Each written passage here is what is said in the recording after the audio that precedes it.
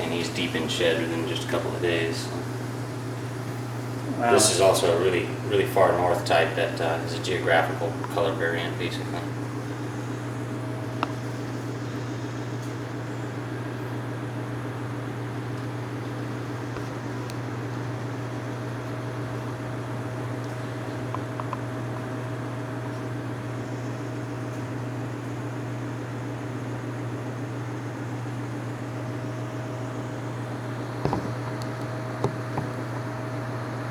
He doesn't seem very interested in what we're up to. Well, that's a very suspicious position his head is in. It's when they do stuff like that I really worry, because it's like, okay, what do I do to surprise these assholes?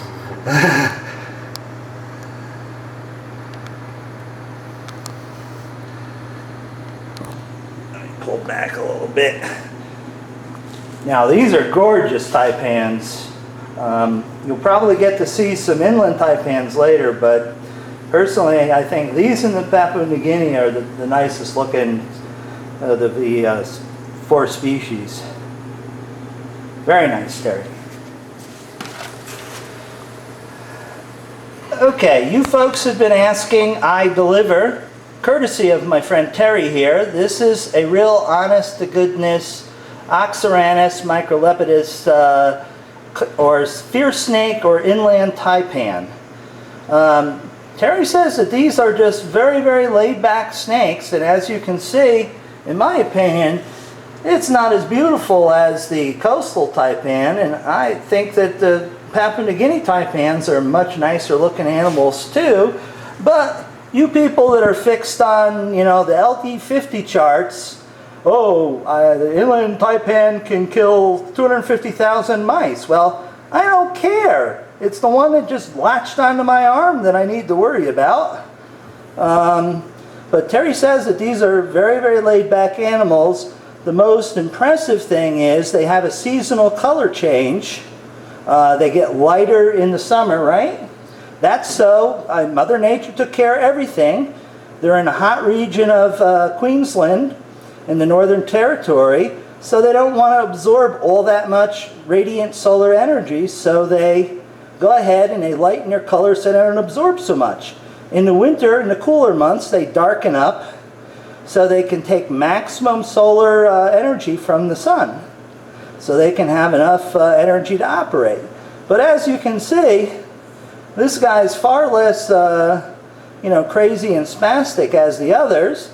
Very laid back, not at all hyper.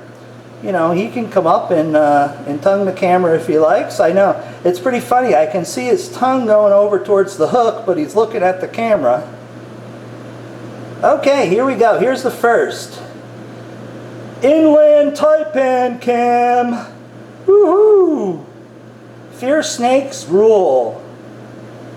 Now if the bastard would only focus. Hey folks, this is a cheap operation. You have to take what you get. I mean, if it wasn't for Terry and Reptile Gardens, you wouldn't be seeing this snake that you've asked for 50 times. But this is the only place in the United States that you will legally see the fierce snake on display. Now, you know, you saw the previous video of the coastal taipan, and you've seen the Papuan taipan. This guy or gal is just sitting there checking me out, not bothering to waste any energy zooming around the room. But that's a pretty cool snake in my estimation. Perfect beginner snake for anybody, right? Oh yes. I also have that real pretty underside. Oh yes, okay. We'll do a belly shot here. Oh, look at that. Isn't that nice? Alright. Now you couldn't possibly do this with a coastal, could you? The coastal would be up the hook. Mm-hmm.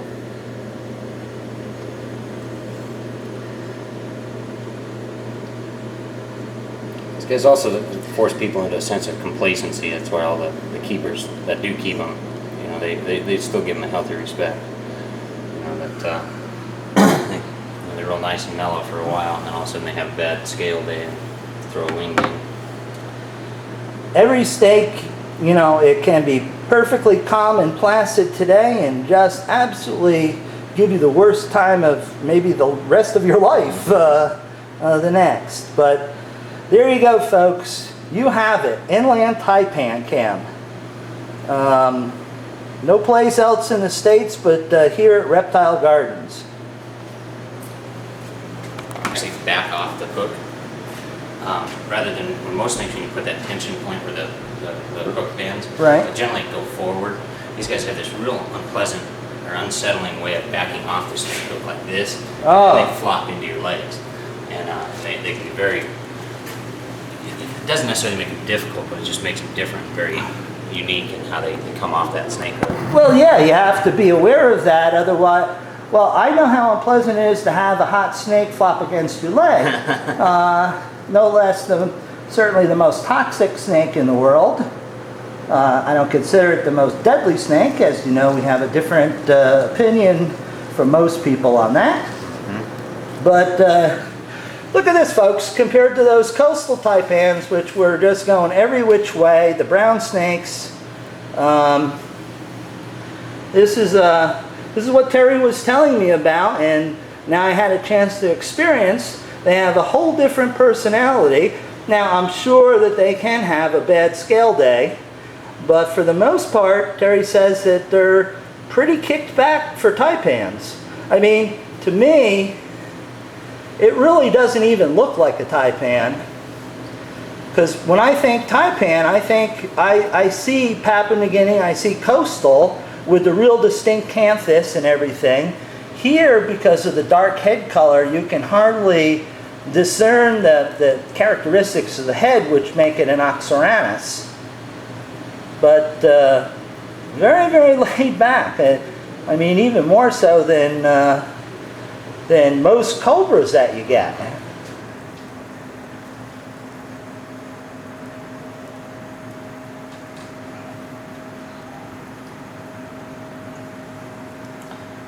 Very fierce snake. Yes, as Terry just said, I don't know if you could hear it, the very fierce snake. How about that guy in the Northern Territory that's been bitten like 4 times by fierce snakes? That's got to be a lousy record to have.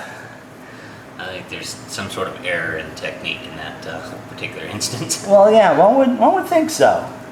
And one would think that he needs to buy a lot of lottery tickets because he's really, really lucky to survive 1, no less 4.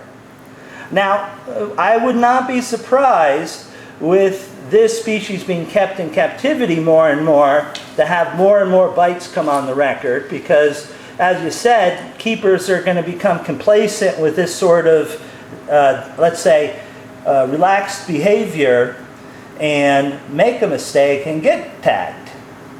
But as long as you know you have a nuclear weapon in your hands, you should treat it as such. And that's exactly what you have with any of the oxyranus, are the nuclear weapons of the venomous snake world. Unbelievable, Terry. That's really remarkable that it's that you could actually kneel next to it and not worry about it climbing up your nose. My friend Joel Dobbins, who used to be a keeper at the Bronx Zoo in New York, tells me this story about the guy that was cleaning a coastal taipan that was off display during the winter and put a cold hook on it, and it flew up the hook and was hanging out around his neck when someone came to rescue him. The explosiveness of that whole genera is just, it's not even describable. I mean, it really isn't. It's the agility and the strength and the intelligence of the whole thing is just horrifying. It's really the best way to put it. Yeah, Wolfgang tells a story. Wolfgang Lister, for those that don't know, tells the story where he was photographing a Papua New Guinea taipan. By the time he got it focused, the snake heard the shutter sound and the digital camera actually fired. The snake was fast enough to move out of frame just from the click of the shutter. Yeah. Like I said, if you try to outrun them, they'll always win because they're always the fastest. We've actually tried to get headshots of taipans too, and as soon as that flash hits, they're gone and out of the shot before the camera can actually capture that. Faster than the speed of light, huh? Yeah. Very cool. Well, what other goodies do you have?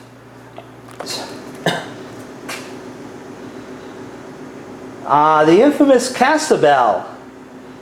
Crotalus, Diceras, well, it used to be Terrificus, right? This one's Dryanis. This one's Dryanis, okay. The big South American neurotoxic crotamine emitters, rattlesnakes. And yes, here at Reptile Gardens, like at my facility, they keep more than one specimen in a container, and it's perfectly legit, folks, so get over it. Beautiful, rather fat specimens there. Gravid. Oh, she's gravid. That was gravid. Well, you have a reason to be chubby then, huh, sweetie? These are really nice. You rarely see these purebloods on the market anymore. Usually there's some sort of crossbreed that someone did unintentionally, thinking they had the same species, and actually crossbred them. But you can see these got the beautiful stripe behind their neck.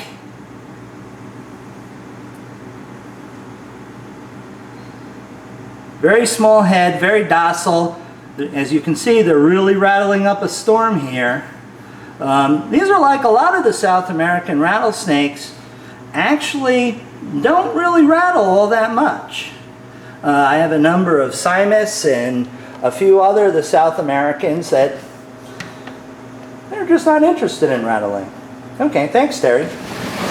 Something right. This one does bite on a regular basis. That's a Crotalus basiliculus if I've ever seen one. Holy cow. Now that's a rattlesnake. My goodness. That's puff adder size. Jesus.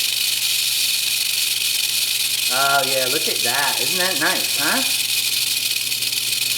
Now this Mexican coastal form, is it mostly neurotoxic or is it hemorrhagic like your typical northern rattlesnake? Yeah, it's more of a hemorrhagic venom, but it's just in such enormous quantities that bad things happen. Yes. You know, having bit by a 3-foot timber in my relative youth, how painful and nasty that was, I can't imagine how intensely bad this would be. Damn. That's the biggest West Coast rattlesnake I've seen in a long time. That's, let's see, 1, 2, 3, that's a 4-foot plus cottonmouth. Over 5 and 14.5 pounds. Whoa. Just weighed him 2 days ago. Over 5 feet. Okay, well I was off by a good foot. 14 pounds. I mean, that is as much as my puff adder, my largest female puff adder. Oh my God, you have to stop feeding that thing. And look at it. And she has such a pleasant look on her face. Aw. She's cottonmouth through and through. Smile for the camera, sweetheart. Now I bet you could unwind and almost hit my camera from there. Yep. Funny thing is, you'll find a lot of references that the cottonmouth is not producing enough venom to produce a fatal bite. I think I would beg to differ on this one. You know, I don't know who thinks about those things, but why don't they test the theory, okay, you know? Now that's a mean, ornery cottonmouth. You know, because I've come across wild cottonmouths that are not hyper at all. I mean, when Joe and I go road cruising the Everglades, the wild caughts are not as cranky as this. This is I use this one specifically for media and shows and things like that. It does everything a cottonmouth should do. This is a big male though, right? Yep. Yeah. Holy cow. He'll actually strike so forcefully that he throws venom. Really? Well, we don't want to do that today. Wow, that's a monster cottonmouth. 5 feet, 14 pounds. Oh my God. Oh! Ah, look at this. Hail the king. We've worked with enough kings that we don't need to play with any of those. Not even the big Indo one? Want to see it a bit? Oh yeah, sure. We need room for him though. Yeah, of course. Indo kings are much fouler than your typical. I think the Malaysians are fairly laid back compared to the Indos. Indo's terribly foul. Now, is this a rodent feeder? Yes, this one does feed strictly on rodents. How long? Probably 10 feet, 9-10 feet. Yeah. Okay. All right. Well, that was just a short visit. Like I said, folks, we don't necessarily need to visit. Ah, beautiful Malayan.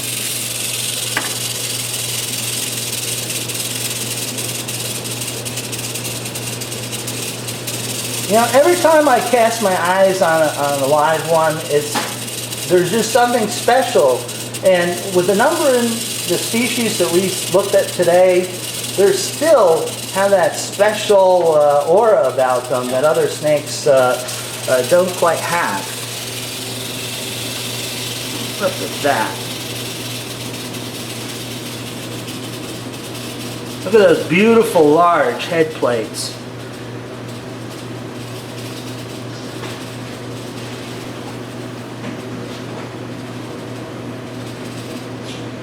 Malayan King Cobra Cam.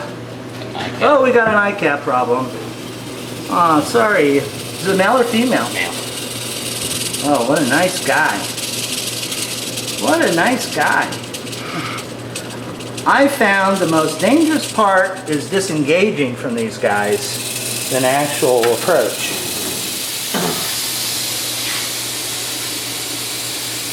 This is the Samar cobra. It's a spitter from the Philippines. So we're going to endeavor not to get spat on. Maybe the camera will get spat on. But you have never ever seen a nice yellow and black speckled cobra like this one. I just know if I try to do cobra cam here that it might get the idea to spit in the lens. But look at that. Isn't that fantastic? Well, maybe the lens is enough distraction so it won't spit in my face. Look at that. This is 1 of 7 in the U.S. Terry, you working on breeding these guys? Yeah, actually I bred them last year. I just incubated them too hot. The babies didn't do real well.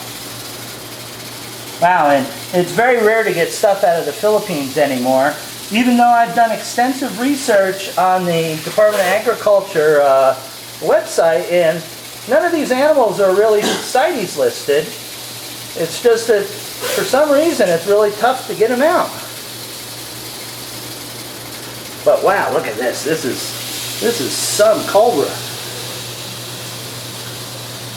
What's the species name again? Samarensis. Okay, it's Samarensis as opposed to Simarensis.